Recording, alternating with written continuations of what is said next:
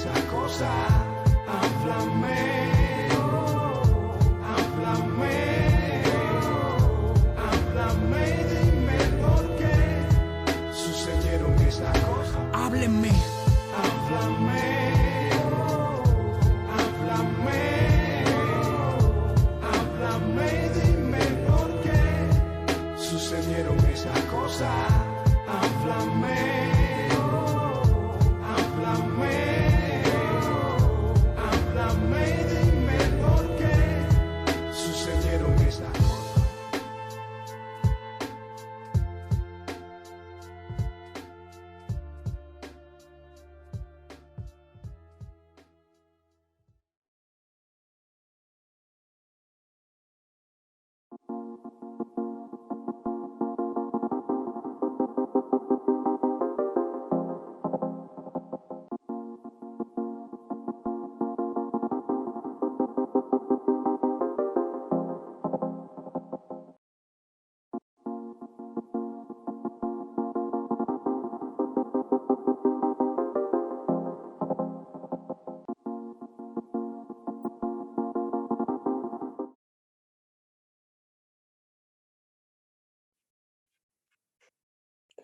Buenas tardes, familia. Otro viernes más de Lecturas en Tiempo. Ustedes saben, un espacio auspiciado por el Instituto Internacional de Artivismo Hannah Arendt. Ustedes conocen como INSTAR. Y aquí, ustedes saben, siempre hemos estado los viernes de 6 a 7 de la tarde, hora de Cuba, llevándole lo mejor y lo más especial de el arte, la literatura, y, ¿por qué no?, también de la intelectualidad y el pensamiento de artistas independientes, periodistas también, activistas también han pasado por aquí, por nuestro espacio. Y queríamos hacer estos dos últimos lecturas en tiempo, los dos últimos del año, llevándole a usted lo especial, lo mejor que hubo durante el año. Una selección, nos van a matar después porque por cuestiones de tiempo, por supuesto, no se puede hacer una selección de todos los que pasaron por Lecturas del Tiempo en este año 2021, pero siempre nos toca esa parte, digamos, como que compleja y difícil de elegir. Imagínense todos los viernes del año y poder solo dar un fragmento de 3, 6 invitados, ¿no? Lo complejo que puede ser. Así que yo asumo la responsabilidad de quienes quedaron fuera de esto que quisimos seleccionar. Pero sé que voy a tener, digamos, la disculpa de todos nuestros invitados. No se nos puede olvidar felicitarlo. Hoy, ustedes saben, 24 de diciembre, Nochebuena, algo complejo y difícil de decir y a veces hasta de celebrar en esta isla, ¿no? Donde los días a veces, ni las noches tampoco, suelen ser buenas, pero digamos, lo que siempre digo, lo que también importa es lo que tengamos en el corazón, ¿no? Y entonces esa Nochebuena yo les pido que sean felices, esta Nochebuena que sean felices en sus corazones, aunque las circunstancias que estamos atravesando en este país apenas da margen para celebrar. Pues nada, les digo esto, de nuestra selección, me encantaría empezar con aquel programa con Orlando Luis Pardo, que yo creo que Orlando Luis casi ni necesita presentación. Orlando Luis, aunque hoy vive en la diáspora o el exilio político, yo creo que no sé si él se considera parte de la diáspora o parte de esto que es el exilio político, pero bueno, está allí en de los mares. Y fue muy emotivo haber invitado a Orlando Luis Pardo, porque al final él nos dijo que nos dio las gracias por haberlo traído otra vez a Cuba. Y esa frase, esa imagen a nosotros nos encantó, nos gustó, porque realmente nadie nos había dicho así en palabras lo que nosotros consideramos la esencia de Lecturas en Tiempo, que es también dialogar con los que están en la diáspora o los que están en el exilio político y que ellos sientan que nosotros lo estamos trayendo a Cuba otra vez, aunque sea en esta hora, conversando con nosotros. Pues ese es el propósito también de Lecturas en Tiempo. Entonces, Orlando Luis fue quien dio en la frase, ¿no? Aunque todos lo sintieron, pero Orlando Luis sí logró decirlo en esa frase linda que es gracias por haberme traído a Cuba. Y queríamos empezar. Orlando Luis, ustedes saben, un excelentísimo escritor y también excelentísimo fotógrafo también, ¿no? Y todavía sigue activo allá, está publicando libros, tiene varios espacios también donde conversa. Y pues nada, queríamos incluirle dentro de esta selección Orlando Luis, ahí que así le dejamos un fragmento de lo mejor de la invitación aquí en Lecturas en Tiempo de Orlando Luis Pardo. Esto ha sido posible gracias a un esfuerzo del Instituto Internacional de Artivismo, Hannah Arendt, por donde están viendo esto en vivo, y especialmente por Jorge Enrique Rodríguez, que ha hecho posible que, bueno, ya yo soy una persona casi que pre-tecnológica y que, bueno, he podido sumarme y estar de vuelta en Cuba. Me disculpa un poco la barba, estoy en el Midwest y tengo una onda aquí más o menos de, tú sabes, de cowboy solitario en la medianoche. Así que, bueno, con Cuba Great Again en la gorra y con Cuba Great Again en el corazón, votando por quien haya que votar, ¿no? Esto no es a un lado y al otro. Se equivocó la paloma cuando nos atacaron ahora en la prensa nacional cubana diciéndonos trompistas. No somos trompistas. Hay quienes votan por Trump, hay quienes votan por Biden, hay quienes no votan, hay quienes están en Europa. Lo que no podemos votar nunca es por alguien que no sea Díaz-Canel, y vamos a estar hablando de eso ahora.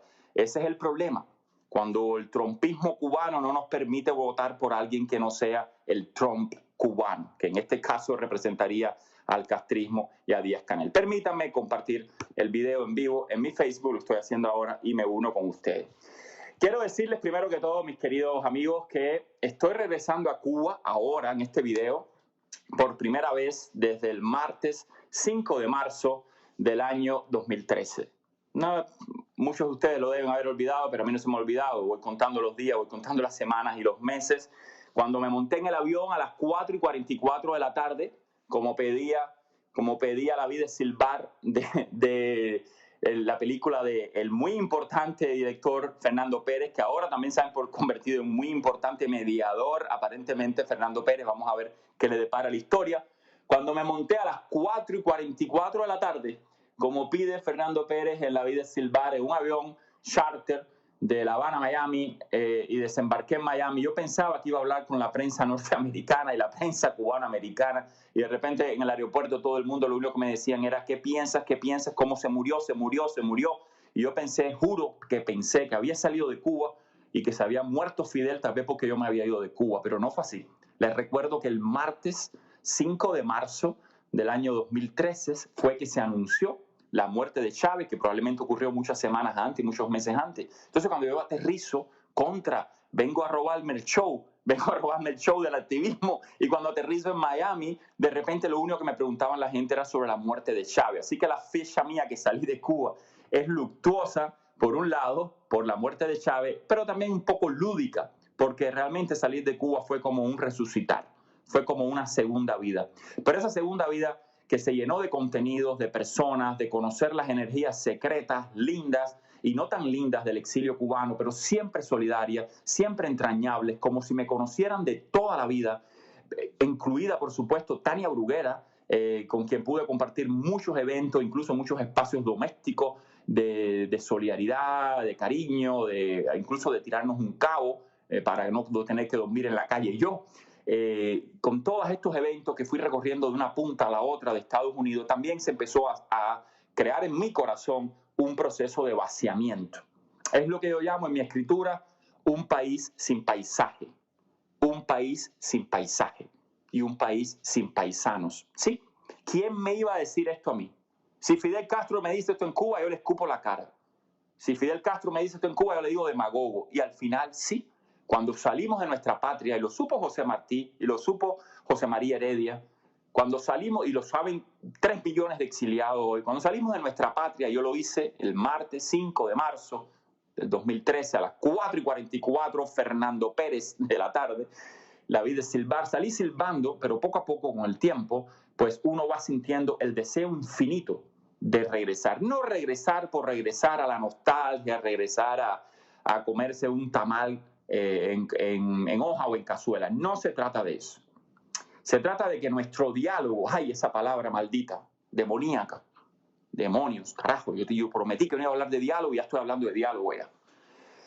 El problema es que nuestro diálogo, nuestros interlocutores, las personas con las que no tenemos que explicarle todo para entendernos, somos la ciudadanía cubana. Esa comunidad del corazón que no era tan fácil de ver cuando uno estaba en Cuba y el vecino era un delator y el otro era un traidor y el tercero del patio de atrás era un espía. Incluso en la misma familia uno tiene esos diferendos y muchos de ustedes lo han vivido.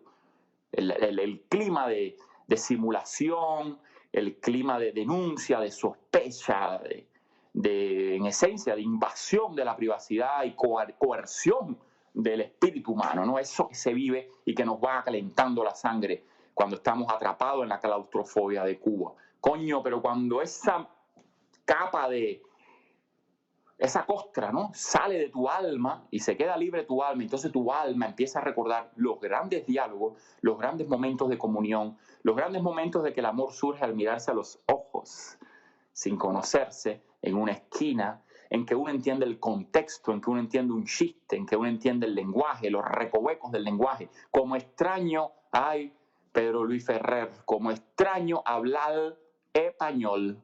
Como extraño de verdad, hablar español. Como se extraña hablar el español. Lo extrañé en Estados Unidos, lo he extrañado en las universidades norteamericanas, lo he extrañado en Europa y lo he extrañado durante el año que estuve en una beca de creación para escritores censurados en Reykjavik, Islandia. Estuve del 2015 al 2016 allá. Por eso esta oportunidad única y estos primeros 5 minutos, y después serán 5 más, esta primera, muchísimas gracias, voy a estar respondiendo comentarios muy en breve. Esta primera oportunidad de regresar a Cuba, aunque ya pude traficar un cuento que se publicó en una revista dentro de la isla, lo trafiqué con otro nombre, engañé a Fernando Rojas. Es que los mercenarios somos así, no se le pueden pedir manzanas a los mercenarios. Si yo soy un mercenario, ¿qué usted me puede pedir a mí manzanas? No, yo doy mercenarismo, ¿no? Ya yo publiqué un cuento secreto, escondido, no puedo revelar las claves todavía porque tuve cómplices. Tuve una quinta columna literaria dentro de Cuba, cómplices. Hay un complot, compañeros, recuerden eso. Ahora vamos a discutirlo. Hay un complot en este momento y yo estoy aquí en la gorra, tengo los celulares satelitales que me dio Alan Gross y tenemos un complot. Recuerden eso, ¿ok? Estamos hablando entre complotados y forajidos, ¿ok? Así es como nos ve a nosotros el totalitarismo cubano. Entonces, amén de haber regresado alguna que otra vez traficando y escondiendo y colándoles a ellos en el campo literario cubano un cuento que he publicado en algunas revistas sin decir mi nombre, todavía ellos no lo saben, ya se revelará en mi biografía o en mis obras completas. Este momento de eclosión, este momento de poderles hablar a la cara a ustedes dentro de la isla y a todos los que me estén viendo fuera de la isla, en esas otras islas que somos cada uno de los cubanos, es un momento muy especial para mí y muy conmovedor, así tengo que decirlo. Es muy lindo hablarle a mi gente. Cuando yo estaba dentro de la isla sentí un poder. El poder no se cede y ese poder de alguna forma uno lo empieza a perder, se empieza a dilapidar, se empieza a diasporizar cuando estamos en la diáspora. Era el poder de mirar por arriba del hombro, así, con orgullo, con arrogancias a rato, al campo intelectual cubano, todavía luchando un viajecito, una visa, un librito con 4 presillas impresos en provincia, y de repente el miedo de tantas y tantas personas que me convirtieron a mí o que me trataron de convertir a mí en Cuba en una no persona. Yo viví eso en la prehistoria de la disidencia cubana. Eso fueron los años 2008, 2009, 2010 y estoy muy orgulloso de lo que está pasando ahora en Cuba con esta gran masa de jóvenes que no hay por qué ponerles el signo de disidentes, no hay por qué ponerles el signo de opositores, no hay por qué ponerles ningún signo político encima, porque lo que están haciendo estos jóvenes es eminentemente político. Y lo que es eminente, intrínseca, innatamente político, no hay que ponerle el signo de la política, que es la que no cabe en la azucarera. Carlos Varela Dixit, ¿ok? Quiero decir, No tenemos que tener partidos políticos organizados, ONG organizadas, para haber descubierto las fuerzas de habitar la polis, las fuerzas vivas de habitar una polis. ¿Qué es una polis? No es la policía, no es la policía. La polis es la ciudad, el espacio urbano. ¿Qué revolución no se hizo en una ciudad? ¿Qué revolución no empezó con los jóvenes? Con el deseo de mirarse a los ojos, de enamorarse. Y el viernes pasado, el viernes 27 de noviembre, que estamos ya conmemorando hoy, porque ya es histórico, este es el primer aniversario de la ocupación de la cultura cubana, y el rescate de la cultura cubana. Se rescató de las fauces, del Señor de los Anillos, del Señor de los Rojillos, ¿no? Esa ocupación pacífica, ustedes, amigos que están dentro de la isla, los 33 elegidos, que no sean las 30 monedas de Judas o algo así, los 30 elegidos, eso por sí mismo, no importa cómo se eligieron, y los 500 cubanos que estaban ahí, más los 500,000 que estábamos mirando dentro y fuera de la isla, esa ocupación pacífica, no pasiva, sino pacífica. Señores, fue un momento de un despertar de una ilusión que estaba ya bullente y necesaria de ese punto de definición mejor. Ustedes no se pueden imaginar la cantidad de llamadas, text message, la gente escribiéndome todavía a las 2, a las 3 de la mañana. Parecía el Election Day. Parecía que en Cuba habían ocurrido las elecciones generales que estamos esperando hace 61 años, o probablemente 71 años, desde el año 52. La ilusión que estos jóvenes, y no tan jóvenes, porque tampoco vamos a entrar en una categoría de que menores de 25 lindo, mayores de 25 feo, eso es una tontería. Yo me siento tan joven como cualquiera de ustedes, y es un reto. Yo soy más joven que muchos de los que estaban allí, por cierto. Muchos de los adolescentes que estaban allí en el Ministerio de la Cultura son más viejos que yo, ¿ok? Porque yo tengo todavía esa energía, esa percepción política de que hay que cambiar desde abajo hasta arriba todo un sistema de concepción que es más grande que el castrismo. No hacemos nada con cambiar el castrismo, sino cambiamos todo lo que el castrismo nos ha enseñado a pensar, nos ha enseñado a mirar la realidad, nos ha enseñado a comportarnos a veces como ciudadanos infantilizados. El castrismo nos ha enseñado a comportarnos como niños ciudadanos, y cuando no somos niños ciudadanos en el castrismo, somos soldados ciudadanos en el castrismo. Cuesta trabajo madurar, crecer, hacerse adulto en el castrismo. Claro, porque un adulto es una persona empoderada en su propio espíritu y en su actividad económica. Un adulto es una persona que genera riquezas para sí y para la sociedad. Un adulto no depende de la política ni de la narrativa de Estado. Un adulto es lo que no puede permitir el régimen cubano, representado por sus personeros de la cultura, del interior, de la economía, de la agricultura, etc. Pues bueno, familia, vieron acá a Orlando Luis Pardo, fragmentos de nuestro diálogo que tuvimos. Para mí fue muy emotivo también porque les comento, yo creo que más de la mitad de los invitados aquí en Lecturas en Tiempo son personas que conozco de años. De alguna manera tuvimos una relación estrecha aquí en Cuba, cuando estábamos en Cuba, cuando yo era un funcionario del Ministerio de Cultura, específicamente de la Asociación Hermanos Ahí, ¿no? Y muchos de ellos, digamos, de diferentes gradaciones, fueron amigos míos, colegas de trabajo. Orlando Luis es una persona que siempre estuvimos ahí constante, ¿no? Una relación de amistad constante y nada, que yo lo disfruté mucho haber conversado y tener a Orlando Luis acá, que ustedes vieron esos momentos también lindos, que fueron lindos para mí, y ese tipo de locura que tiene también Orlando Luis de poder narrar lo que él piensa y cree. Y también, bueno, terminamos con Orlando y quería presentarle a Hilda Landrove Torres. Hilda Landrove Torres. Yo creo que ese fue uno de los programas con Hilda Landrove, fue uno de esos programas que yo disfruté muchísimo, y les explico un poquitico, brevemente les explico por qué fue muy especial. Hilda Landrove y yo trabajamos juntos en la HS. De hecho, yo fui quien sustituyó a Hilda Landrove como presidente de la Asociación Hermanos Ahí en La Habana, de La Madriguera. Sí, yo empecé a trabajar bajo el mandato de Hilda en La Madriguera y después sustituyo a Hilda como presidenta Después Hilda se marcha a México y hace su doctorado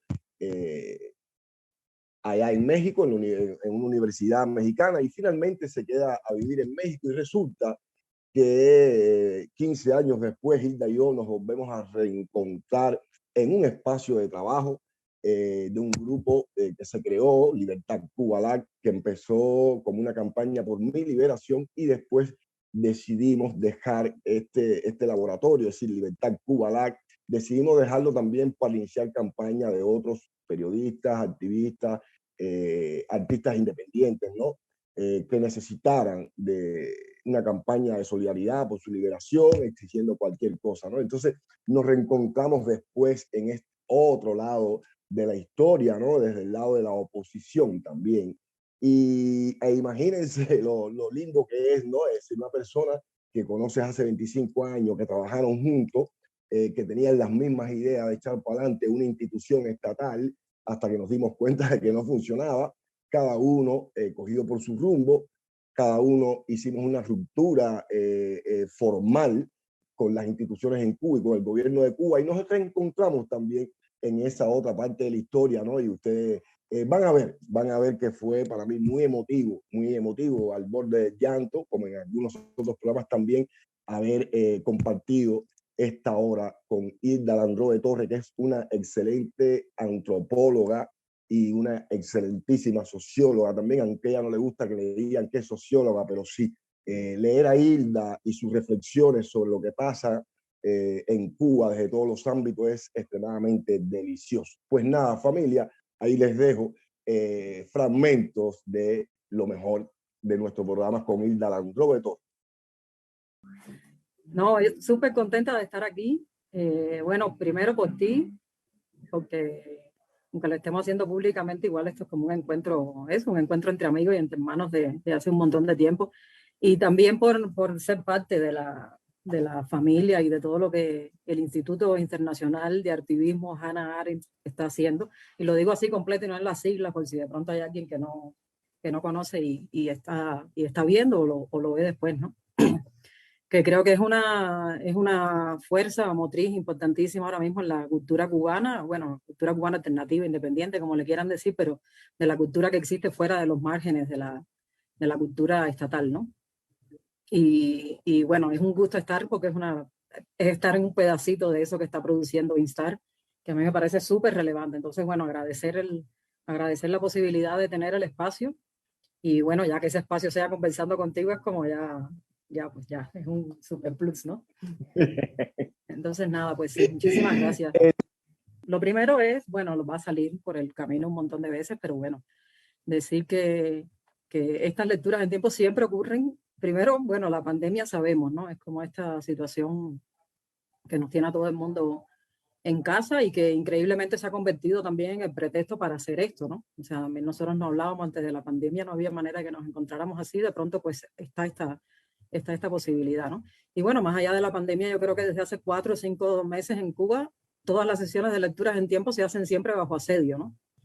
Bajo un asedio que a lo mejor no es directamente sobre el espacio de lecturas en tiempo, aunque también, como sabemos que ha pasado en ediciones anteriores y puede pasar en cualquier momento, bajo el asedio de la situación en la que estamos viviendo todos, que es una situación que nos afecta dentro, fuera, o sea, como la que estamos de alguna manera involucrados. Claro que por supuesto quienes están, como decimos siempre, poniendo el cuerpo, involucrados de una manera directa y bueno, de una manera indirecta a todos los demás, ¿no? Entonces, bueno, en estas circunstancias sucede lecturas en tiempo. Lo primero que yo quisiera hacer para contextualizar eso es primero decir que yo soy parte de un nosotros que no es un nosotros que tenga un signo ideológico ni una plataforma programática para resolver los problemas. La mayoría de los problemas que tenemos realmente estamos pensando cómo solucionarlos sobre la marcha, porque no hay, creo, para mucho más, pero o sea, hablo de un nosotros que se identifica por esto que yo voy a decir, ¿no?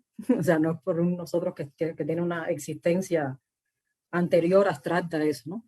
Y bueno, que simplemente nos hemos nucleado alrededor primero de la denuncia y de tratar luego de pensar en alternativas y en vías, en caminos que podamos tomar y que podamos articular y que podamos generar en relación con la tremenda violencia estatal que se ha desatado en los últimos meses, ¿no? Entonces, por supuesto, ahí entra que Luis Manuel esté hoy en el Calixto García, después que, bueno, uno empieza desde atrás y va entendiendo, ¿no? En el Calixto García hoy, con un video que sale de alguien que sabemos que es de G2 como si fuera una cosa espontánea y está caminando por ahí como puede estar caminando por el patio de una cárcel sin que nadie pueda acercarse a él. Marisa que se autoasignó la labor de convertirse en su madre adoptiva y que lo es, además, una mujer que lo quiere mucho y que quiere mucho a toda la generación y que conocemos perfectamente. La madre de Kissy fue hasta allá y ahora no sabemos de Marisa, o sea, de esa magnitud es la situación que se está viviendo ahora, ¿no? Y eso es después de sacarlo de su casa, donde estaba en una huelga de hambre porque lo habían asediado, le habían allanado su casa, le habían roto sus obras, había salido, cada vez que salía entonces lo metían preso, lo amenazaban, luego todos los que intentaron llegar a su casa durante la huelga de hambre igualmente fueron detenidos, encarcelados, o sea, es una situación muy grave, de un deterioro realmente muy, muy preocupante del respeto a los derechos elementales de cualquier ciudadano en cualquier país. En Cuba creo que es muchísimo más grave por la naturaleza totalitaria del Estado y por el proyecto totalitario del Estado cubano. Entonces, bueno, esa es la circunstancia en la que estamos hoy, ¿no? Entonces yo me sumo a la exigencia de liberación inmediata de Luis Manuel, de Marisa y de todos los que están hoy detenidos porque se manifestaron el viernes pasado, justo porque no podían llegar a ver a Luis Manuel. Entonces, bueno, quería como ubicar eso porque luego, te digo, como estábamos hablando ahorita, de pronto hay un nivel de teoría de la conspiración muy terrible donde la gente empieza a inventar cualquier cosa y creo que hay que aclarar eso, ¿no? Aclarar el origen de la violencia y luego dónde nos estamos situando un grupo de personas que yo no sé si será grande, chiquita, ¿no? Pero somos un grupo de personas que estamos como posicionados en esa denuncia y en esa demanda de restitución inmediata de los derechos de Luis Manuel, de Marisa y de todos los que están en estos momentos siendo sometidos a esa violencia y a esa oleada represiva, ¿no? Entonces, en medio de eso, al mismo tiempo, creo que es importante decir que una cosa que a mí me interesó mucho cuando fui invitada a este espacio es algo que hemos hablado también en otras ocasiones, que es cómo parte de la situación en la que vivimos pasa por estar sometidos, enclaustrados, enjaulados en una especie de espacio mental en el que nos quieren tener, donde solo tenemos tiempo para pensar en la agenda inmediata del día, ¿no? Y donde, claro, cuesta mucho trabajo pensar en situaciones o reflexionar a más largo plazo y bueno, eso es una necesidad también, ¿no? Entonces, como nuestra vida no pueden ser cercadas por las indicaciones de, no sé, Humberto o el blog de Mauro, no sé, uno de estos personajes, ¿no? Logro recordar todos sus nombres, pero digamos, no podemos vivir en la inmediatez de las preocupaciones que ellos pretenden imponer. No lo voy a leer entero porque es un poco largo. Pero bueno, voy a leer un fragmento así hacia el final, ¿no? El cubano imaginario es también necesario y funcional fuera de las fronteras de Cuba y su comunidad dispersa por el mundo. Es el sujeto necesario a cierta utopía de difícil denominación que, negado a ver la realidad de Cuba, está dispuesto siempre a disminuir o incluso a dar por inexistentes sus males y si lo hace, repite sin examinar que es culpa del imperialismo y que Cuba está bien. Total, están peor en otros lugares. Que es necesario resistir y hacer sacrificios y ser el último bastión frente al imperio. Como resultado, el cubano no imaginario se encuentra así combinado, incitado, presionado de formas más sutiles o más explícitas a ejecutar también para extraños la pantomima del heroico pueblo que resiste. Y el problema no es en sí la imaginación, ni la capacidad humana de construir una otredad que dé cuenta de y alimente el mundo que ocupamos. Todo lo que vive en la imaginación pugna por abrirse al mundo, por crear una existencia, por habitar cuerpos. Ese es su poder. Hay que imaginarse algo inexistente para hacerlo posible. Es seguramente necesaria una utopía latinoamericanista, antiimperialista, humana y hasta más que humana. Hay que soñar para hacer realidad un mundo mejor posible. Pero hay un problema cuando esa imaginación habita sus paisajes con seres que tienen existencia fuera de ellos y cuyas vidas no se parecen en nada a lo imaginado. La consecuencia más grave de tal operación es probablemente que para que el cubano imaginario pueda vivir, el cubano real debe callar, y hacerlo callar es una forma de matarlo. En algunas ocasiones la exigencia puede hacerse explícita. No hables mal de Cuba, se nos dice. Nada debe decirse que empañe el grito antiimperialista. En otras es peor. un velado desacuerdo que no llega a expresarse porque de hacerlo tendría que reconocerse como una forma de violencia, negar la experiencia del otro. Pero como en un círculo vicioso, aceptar la experiencia del cubano real o de los múltiples y disímiles cubanos reales haría imposible sostener el heroico y resistente cubano imaginario. También es siempre un acto práctico de abandono. Si los cubanos no están a favor o en contra de la revolución, del imperialismo, de cualquiera de los bandos, no son funcionales a la narrativa de la gloria y el heroísmo. Y fuera de esa narrativa, no despiertan la solidaridad que sí es necesaria y urgente para que quepan otras utopías y para que salgamos de la guerra de contrarios que se justifican mutuamente mientras cargamos las consecuencias de sus pesadillas. Al cubano imaginario no se le conceden matices o dudas, mucho menos utopías propias. Sin embargo, puesto que la imaginación es esa tierra fértil que no puede negarse ni siquiera a los sujetos de la imaginación de otros, comparto una con otros cubanos y cubanas, que dejemos de ser recortados contra el fondo de utopías ajenas y que las nuestras encuentren una voz y un lugar en el mundo. Y bueno, familia, ahí pudieron disfrutar de los mejores momentos de ese diálogo, de ese gran abrazo, ese gran beso. Para mí esa hora fue más bien un gran abrazo, un gran beso, ¿no? Que nos debemos, Hilda Landrove y yo, que desde hace muchos años no ha podido regresar a Cuba. La última vez, cada vez que ella viene acá a Cuba, siempre tenemos un día para nosotros, un día entero. Yo me voy a su casa y ahí estamos desde por la mañana hasta que nos van las tantas de la noche. Ya me botas, dale, vete ya, ¿no? Y ahí conversamos, intentamos reparar el mundo, enmendarlo, arreglarlo, dinamitarlo, volverlo a armar.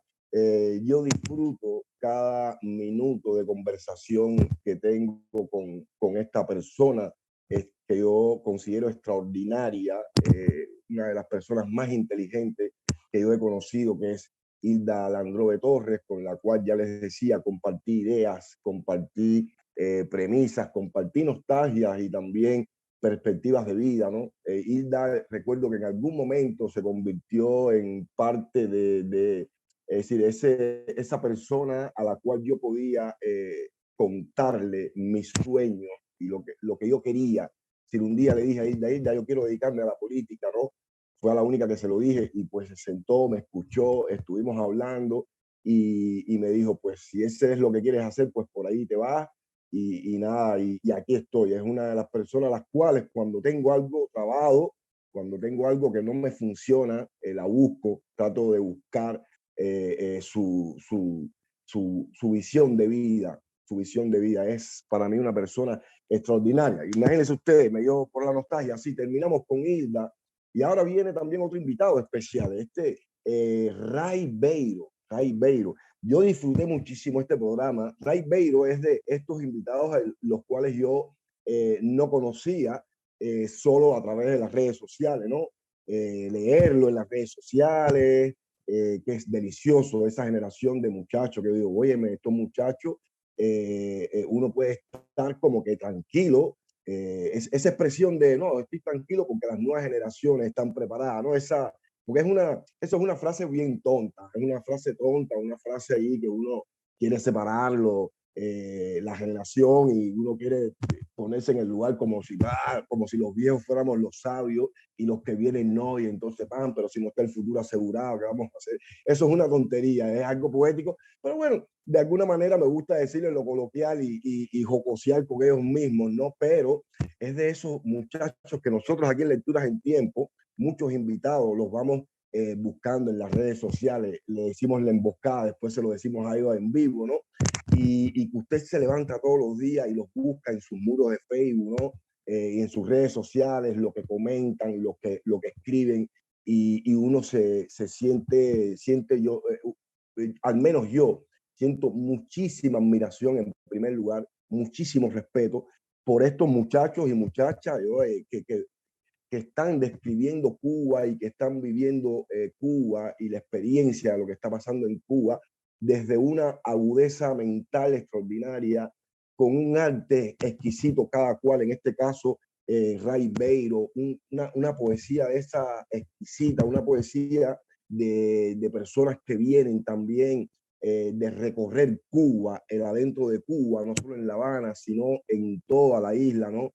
Y que te traen toda esa, digamos, toda esa lógica de vida que se está viendo dentro de Cuba en cada uno de sus lugares. Después vienen y te lo transmiten a través de su poesía, a través de sus criterios, pero no con la pedantería y no con la acidez, no con, digamos, con el extremismo que a veces yo puedo tener también, que lo político para mí va aparejado con lo poético, no por mi perreta, porque yo soy una persona que da perreta y soy bastante radical. Pero esta visión de estos muchachos para mí es muchísimo mejor porque logran poner ante uno, ¿no? Todo este abanico de lógicas de vida que funcionan en el país, porque hay personas que despertaron, hay personas que se dan cuenta de lo que estamos viviendo en Cuba, pero no les interesa ir más allá, digamos, es decir, hacer una acción política, hacer un activismo político para lograr ese cambio, pero sí lo hacen desde su discurso también, desde su poética, y eso es muy bueno. Eso para mí es extraordinario. Que uno también exija el cambio, que uno también quiera que exista otra Cuba y que lo hagan desde un discurso también poético, desde una mirada de redescubrimiento, ¿no? De que yo no sabía que había pasado esto en Cuba, y te lo dicen con esa sinceridad, te dicen que el resorte que los hizo como que cambiar, que los hizo como que despertarse, fueron hechos que ellos no sabían y que, por ejemplo, uno supone que todos los cubanos sabían, ¿no? Como el remolcador 13 de marzo, que es uno de los resortes que Ray Beiro tiene como parte de ese despertar. Dice, óyeme, yo no sabía que había existido este fenómeno. Y uno se sorprende y dice, pero ¿cómo no? Si esto fue algo que tuvo un boom. No, señores, familia, el régimen hoy porque existe la internet, pero en aquellos tiempos no existía la internet y el régimen bloqueó, es decir, se robó la narrativa de los hechos del remolcador 13 de marzo, logrando de esa manera que no todos los cubanos dentro de Cuba lo sabían. Eso no es una ignorancia, familia, no es una cuestión de ignorancia, es una cuestión de que el régimen hizo un trabajo excelente en ocultar y en tener para sí las llaves de ese suceso como muchos otros. Y entonces estos jóvenes de pronto descubren que no sabían sobre esto y tienen esa sinceridad y honestidad de asumir que no lo sabían, y a partir de ahí entonces empiezan un discurso desde lo poético, desde lo reflexivo, desde lo fresco, lo joven, lo hay ahí, y con esa felicidad también, que yo digo, hay que ser felices, hay que tener la bondad de ser felices, pues te van compartiendo reflexiones, poesía, diálogos también hermosísimos, como estos fragmentos que queremos ponerle acá de cuando Ray Beiro pasó en Lecturas en Tiempo como invitado. Buenas tardes, Jorge. Buenas tardes a todos. Oye, esa presentación yo no la merezco. Creo que... En Lecturas en Tiempo damos lo justo, somos justos, presentamos a la gente tal y como se lo merecen, así que sí, es así lo sentimos, así lo siento yo personalmente, y pues nada, es para nosotros un placer, hermano, un placer, gran placer. Súper agradecido de haber sido invitado, y espero, bueno, hacer lo mejor. Bueno, ya sin más preámbulo voy a empezar a... Patria. La guerra tuya contra mi pecho. Patria. Patria. La guerra contra mi pecho. Patria. Patria. La guerra contra mi pecho. Patria. Patria. La guerra contra mi pecho. Patria. Patria. La guerra contra mi pecho. Patria. Patria. Patria. Patria. Firme.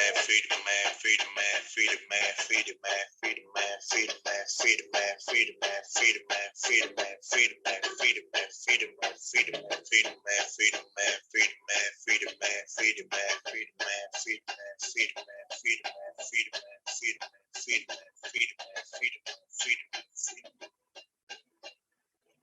Matria.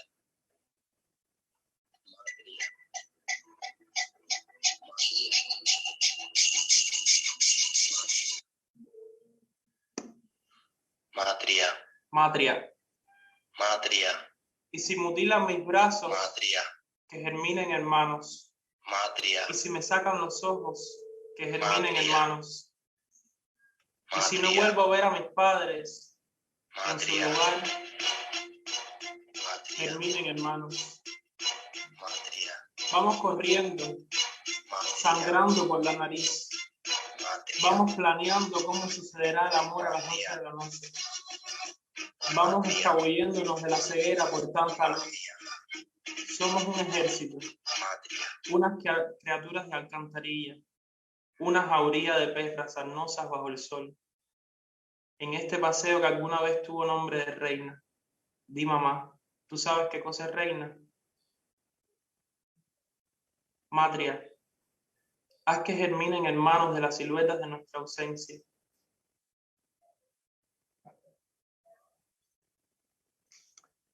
De eso les hablaba, familia. Aquí está el testimonio de que ya no solo se trata de crear la literatura, de crear la poesía.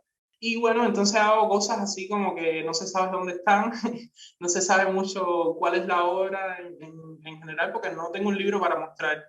Que me encantaría también, porque no me opongo a eso, pero sé que ese no es el fin de mi literatura. Entonces, por eso te digo, era complicado, ¿no? Darse cuenta, porque uno mandaba y mandaba los concursos, y entonces fue como, ¿qué va? No puedo seguir así porque me va a consumir la vida. Era como una montaña rusa activada. Esperar de pronto la única esperanza que uno tenía era que el 27 salía con un fallo. Era como, no puede ser esto. Entonces, por ahí fue la cosa. Te dejo hablar, que no te que me cogí el programa para mí. Te toca leernos algo después de eso. Ah, voy a buscar algo. Voy a leer un poema que es, realmente es un cuento o una cosa ahí, porque la gente siempre me decía que no sabía muy bien, las amistades que me leían, no sabían, a veces uno me decía, no, eso es un cuento, no, eso es un poema, entonces es algo así transgénero. Y entonces voy a leer esto. Detrás de los cardones pudiera estar mi forma de la infancia y el gesto indócil de clavar una espina en el corazón de la planta. Brota la leche por el esqueleto verde del cactus y mi forma de la vejez grita, cuidado con los ojos que te quedas ciego. La forma que soy ahora tiene un ojo cíclope para mirar todas las formas que nunca podrán contenerme. Esta forma se ha quedado inmóvil, mientras un niño cactus clava una espina por donde debe estar situado humanamente el corazón. La lluvia no cesa, el dolor no cesa, el desgaste no cesa, el hematoma no cesa. Mira esta herida que es tu herida. Me la han abierto por cesárea a patadas, en el parque, bajo los escombros, mientras llovía. ¿Quieres más detalle de los pateadores? El concreto miente sobre mi embarazo. Los pateadores lo han derrumbado para que no quede evidencia. Dicen que es culpa de la lluvia. Y voy a leerte este otro que también es tiene ese mismo espíritu, que dice así.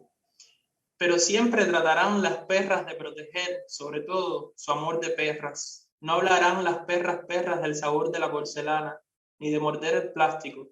Es que no han experimentado la sequía de los cuerpos. Las perras solo te pueden hablar de su amor de perra y de la hambruna. Si le hablas de lo líquido, tal vez no muera. Tal vez pueda imaginarse sus tetas flacas alimentando a la gente, hasta que quede solo una armadura hueca. Con estas costillas abiertas podría la perra abrazar un nuevo cuerpo que le habla del amor del mundo. Háblale del amor del mundo ahora que puedes. Ya.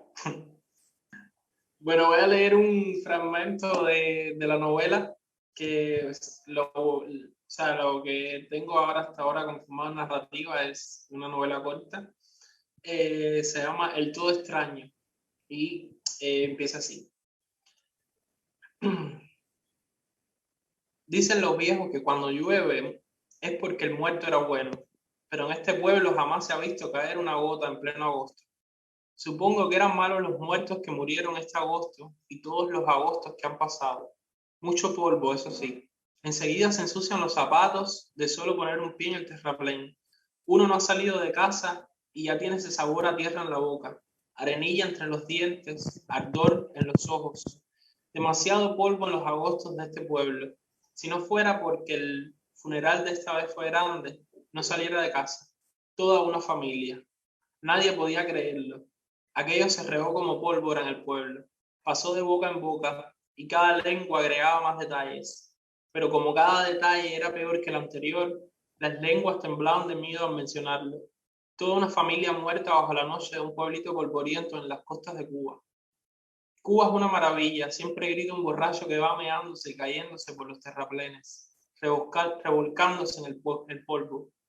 En agosto lo único que moja los caminos son las escupidas de los caminantes, el meado del borracho, los gargajos de los niños que siempre tienen catarro en esta etapa del año. Entre la muchedumbre caminan los perros callejeros, tratando de abrirse paso con sus sarnas. Mar de gente, le decimos aquí a tanta gente junta, mar de gente. Como perro intento abrirme paso también, buscar alguna sombra para esperar los carros fúnebres. Entre el tumulto, los susurros parecen deseos truncados, sueños, palpitaciones, cosas a medio hacer, construcciones que la lengua no logra terminar de elaborar. Escucho algunos nombres mientras me voy acercando a una palma que ya asombra al menos a 10 personas, si mi vista no falla de lejos. Es curioso que ningún nombre me resulte familiar. Sería imposible no reconocer los nombres de todas estas personas. Mar de pueblo, le decimos aquí, pero cuando se juntan todas por alguna cosa política, una pelea o como ahora por un mortorio, le decimos mal de pueblo. En este pueblo todo el mundo se queja de los dolores. Es como si la manada de cuerpos fuese conducida cada noche en los vagones del tren que llegan hasta el central. Allí son descargados y pasados uno a uno por el trapiche. Bien exprimidos, salen del otro lado. El jugo se queda para que lo aprovechen los que pueden pagar por él. La sobra se vuelve a montar en otros vagones y se manda lejos, fuera del central. A veces se queman y hacen grandes lomas de desechos. A ese bagazo es al que veo caminando todos los días a duras penas por el terraplén del pueblo. A ese bagazo lo veo yendo a la molienda a sacarle el jugo a los cuerpos más frescos. Cuando a uno lo dejan seco, es como si se quedara en el limbo. Después de la molienda se puede hacer una sola cosa en la vida: esperar. Las ideas se vuelven repetitivas. Se puede vivir una única cosa con un único sentimiento. En esa soledad limítrofe entre un cuerpo muerto y un cuerpo vivo se vive. Llega un momento en la vida que morir deja de ser un temor, sobre todo si has sido molido, si has experimentado esa soledad, como ahora, dentro de este corral de hierro oxidado. Lo que nos une a esta carne de perro y a mí es esa soledad que nunca estuvo más clara. Respiro. Sé que soy el que debe continuar. Ese es un pequeño fragmento. Pues ahí lo vieron, familia, pudieron disfrutar de la lógica poética de Ray Beiro.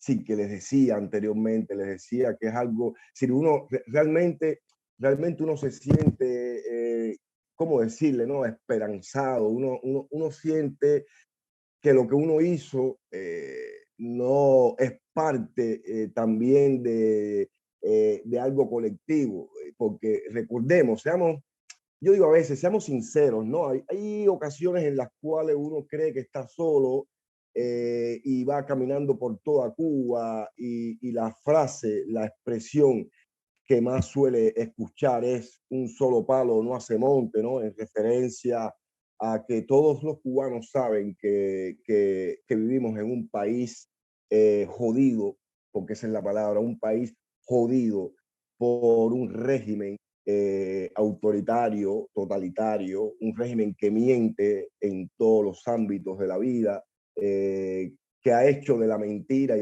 de la promesa su lógica de gobernanza. Yo creo que hay 11 millones de cubanos lo saben. 11 millones de cubanos lo saben, pero hay que entender que no todos, ¿no? Quieren, digamos, como que manifestar hacia el exterior o públicamente esta certeza que tienen, digamos, en ese despertar de los últimos 20 años en Cuba, que ha sido los últimos 20 años una vorágine, un crecimiento de periodistas independientes, un crecimiento de opositores, de activistas, de artistas independientes, ¿no? Del pueblo también despertándose de algo. Ustedes saben, ahí algo que se concreta ese 11 de julio, ese 11J, ¿no? Y es muy lindo que uno pueda ver, ¿no? Que aquello de sentirse solo, de que un palo no hace monte, de que uno no quiere ser el mártir, y te encuentres a estos jóvenes, eso es como que darte la razón también a veces, ¿no? Que uno, primero una galleta sin mano. Ok, tú no estabas, en primer lugar no estabas solo, en primer lugar no eras un solo palo, nada. Había más gente, no solo de tu generación, no solo de tu edad, no solo de tu posición ideológica y política radical, sino también desde otras maneras de ver la política, de ver el mundo, de ver los procesos. No estaba solo nunca. Ahí habían otras personas manifestándolo, expresándolo desde otra perspectiva, desde otra manera de decir y de relacionarse con tu entorno inmediato, ¿no? Y artistas como Ray Beiro, ¿no? Te dan esa felicidad, ¿no? Te dan ese momento que uno dice, es lindo, ¿no? A mí me gusta describirlo así, lindo. Es decir, Ray Beiro es de esa generación, de ese conjunto de jóvenes en Cuba que están haciendo cosas lindas. Conversar con Ray es una cosa linda, ustedes lo pudieron ver ahí. La manera en que ellos están contemplando, la manera en que ellos están actuando, la manera en la que ellos están incidiendo dentro de la realidad cubana, lo hacen de una manera linda. Y yo creo que qué mejor manera de despedir Lecturas en Tiempo del 24 de diciembre de 2021, penúltimo programa, que hemos decidido hacerlo así, con los mejores momentos que elegimos. Ya ustedes la explicación la vieron del principio, es durísimo haber hecho esto, que elegimos para de alguna manera también aportarle a su Nochebuena, familia, esté usted dentro de Cuba o fuera de Cuba, no importa lo que esté lloviendo afuera, raíles de punta, por hoy, en su corazón, tenga la bondad de ser feliz en esta Nochebuena, y nos vemos entonces en otro programa de Lecturas en Tiempo. Ustedes saben, espacio que auspicia el Instituto de Activismo Hannah Arendt, conocen como INSTAR, y queremos agradecerle a usted que todos los viernes está acá de 6 a 7 para escucharnos dialogar con los artistas tanto de Cuba como en la diáspora. Agradecer a Christopher en la producción para que todo esto, Christopher es el que se encarga de que esto salga lindo, incluso que yo salga lindo, que eso es, oígame, eso es algo difícil, eso es un trabajo de Hércules, que uno salga encuadrado, que uno salga lindo, que los carteles salgan en el momento y las cosas, bueno, ese es Chris, y si no existe Chris, entonces las cosas quedan feas, ¿no? Digamos acá, y eso también hay que agradecerlo. Por supuesto, agradecer una vez más, como siempre, a todos y cada uno de los invitados que pasaron durante todo este 2021 aquí en Lecturas en Tiempo, en este caso a los 3 que hemos elegido para este penúltimo programa del 2021, de fragmentos de los mejores momentos, Luis Pardo, Hilda Landro de Torres y Ray Beiro. Nos vemos, familia, próximo viernes. Ustedes saben, esto es Lecturas en Tiempo, todos los viernes de 6 a 7, hora de Cuba. Abrazo de paz y memoria.